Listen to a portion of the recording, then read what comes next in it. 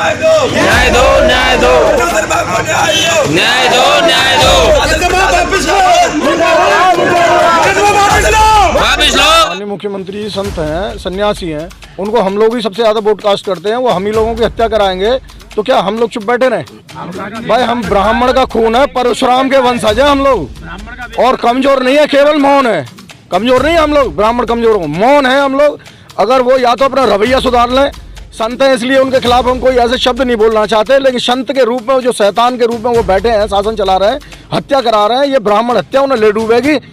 कौन कहता है 2017 का यूपी चुनाव में भाजपा की जीत ईवीएम मशीनों ने सुनिश्चित करी थी? 2017 के उत्तर प्रदेश में चुनाव में न धांधलेबाजी हुई थी, न बेईमानी, न कोई बूथ कैप्चरिंग। सच तो यह है 2017 में मोदी मैजिक ऐसा लोगों के सर चढ़कर बोला जिसने उत्तर प्रदेश में बीजेपी का किला खड़ा कर दिया था। क्या यादव, क्या जाटव, क्या कोरी, क्या जाट, क्या कुम्हार, क्या धीमर, क्या पंडित, सभी हिंदू बिरादरी ने दिल खोलकर भाजपा को वोट की थी, जिससे बीजेपी पार्टी ने उत्तर प्रदेश की ताकतवर पार्टियों को, समाजवादी व बसपा को उखाड़ फेंका था। कहते हैं जब चोट खुद लगती है तो एहसास चरम सीमा पर होता है।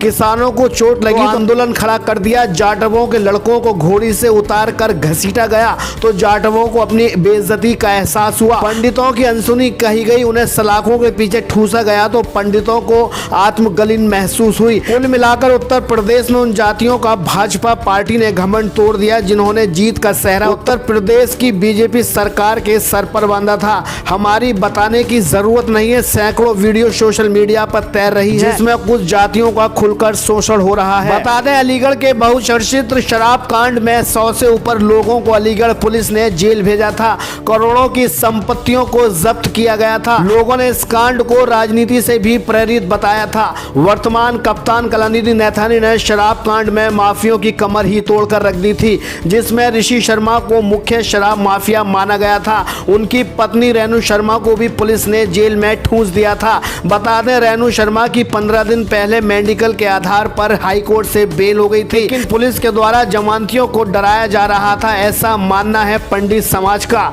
रात रेणु शर्मा की मौत हो गई। मौत से मानो पंडित समाज में हड़कंप मच गया जी। और हाई कोर्ट से बेल देने के बाद जब जमानत वेरिफिकेशन के लिए जाती है तो पुलिस वाले घर घर जाकर उन जमानतियों को धमका रहे हैं कि साहब आप जमानत क्यों ले रहे हो, आपके पास इतनी प्रॉपर्टी होनी चाहिए, आपके पास कोई केस नहीं होना चाहिए। मतलब उन जमानतियों को जमानत नहीं भरनी थी, जबरदस्ती रोका गया। जमानत उनकी न भरने के कारण 15 दिन जमानत लेट हुई जी। और उसकी तबीयत ज़्यादा खराब हुई तो मेडिकल कॉलेज में उसको एडमिट करा दिया जी। और मेडिकल कॉलेज में एडमिट थी और सारे डॉक्टर्स मना कर रहे हैं, उसके बावजूद जबरदस्ती पुलिस प्रशासन ने वहाँ से उसको छुट्टी करा के जेल में ठूंस दिया जी। और उसके बाद में रात को 11 बजे उनके बेटे पे फ़ोन जाता है कि आपकी मम्मी की तबीयत खराब है, मेडिकल कॉलेज लेके हम पहुंच रहे हैं, आप मेडिकल कॉलेज पहुंचो। वो लड़का 10 मिनट में मेडिकल कॉलेज पहुंच जाता है। उन्होंने डॉक्टर से पूछा क्या हुआ, बोलो ये डेथ, बोले अभी खत्म हुई है। बोलो नहीं, इनकी हत्या, सॉरी हत्या नहीं, इनकी जो मौत हुई है 4 घंटे 3-4-5 घंटे पहले हुई है, अभी इनकी डेथ नहीं हुई। जब 5 घंटे पहले डेथ हो गई तो 5 घंटे बाद उनके परिवारजनों को सूचना दी जा रही है। प्रशासन ने इसको बीमार थी जानबूझ के, प्रशासन ने इसकी हत्या कहा जा सकता है और हत्या कहा नहीं जा सकता, हत्या है जानबूझ। क्या मांग, क्या आप क्या प्रशासन से चाहते हैं, क्या मांग है अभी? हमारी प्रशासन से अभी फिलहाल 2 मांग हैं। उनके परिवारीजनों को पैरोल दे करके अंतिम संस्कार के लिए बाहर बुलाया जाए। दूसरी डिमांड ये है कि पोस्टमार्टम अलीगढ़ जिले का कोई भी डॉक्टर या कोई भी जो अधिकारी है वो नहीं करेगा। उसके लिए हमने मांग की है कि हाथरस जिले के सीएमओ से पैनल बना करके, आलम साहब हैं, ईमानदार आदमी, उन पर हमें विश्वास है, उन लोगों के द्वारा पैनल बना करके पोस्टमार्टम हो। यहाँ का कोई डॉक्टर पोस्टमार्टम नहीं करेगा। और प्रमुख सचिव जो है सरकार है, प्रमुख सचिव जो है डीएम कार्रवाई होगी, डीआई बुला ली मैं आप एक्शन करिए। अभी आपको पता नहीं क्या क्या एक्शन हो रहा है। न्यायिक जांच भी होगी, जांच भी होगी, विभागीय जांच भी होगी, आप कोई चिंता न करें। ये लेकिन पुलिस ने वेरिफिकेशन में बार बार परेशान किया और जमानतदारों को धमकाया घर तक जाकर के बार बार। तो क्या मानते हैं कि कहीं न कहीं जो है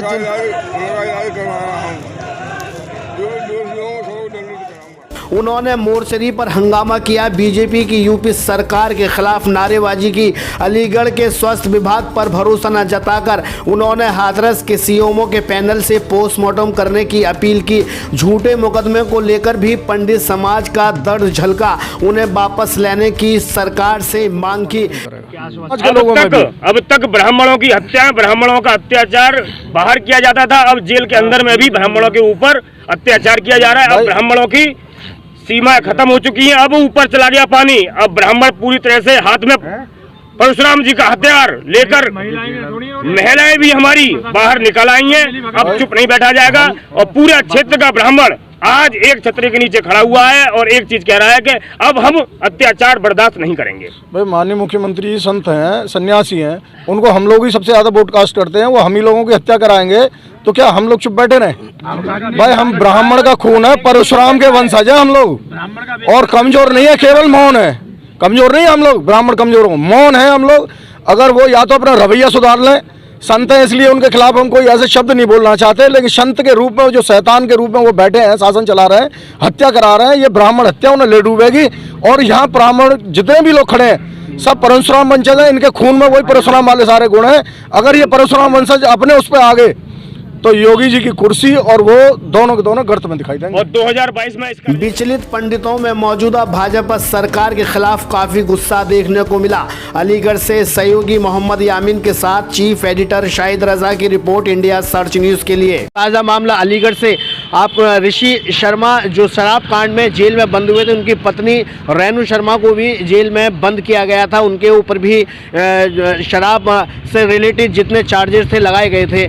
बता दें रात उनकी जेल में मौत हो गई है। वहीं इस सब को देखकर जिस तरीके से जो ब्राह्मण समाज है उनका गुस्सा फुटा है पूरी तरीके से, यहाँ पोस्टमार्टम हाउस पे पूरी तरीके से ब्राह्मणों ने आज धरना प्रदर्शन किया है। कहा है उन्हें अलीगढ़ के स्वास्थ्य विभाग की टीम पर भरोसा नहीं है। जो रेणु शर्मा की मौत हुई है कहीं ना कहीं उसे संदिग्ध मान रहे हैं। कहा जा रहा है कि उनकी जेल में हत्या कर दी गई है और उसका पोस्टमार्टम कराने के लिए वो हाथरस के सीएमओ की मदद चाहते हैं। हाथरस की एक पैनल टीम गठित हो जिससे उनका पोस्टमार्टम कराया जा सके।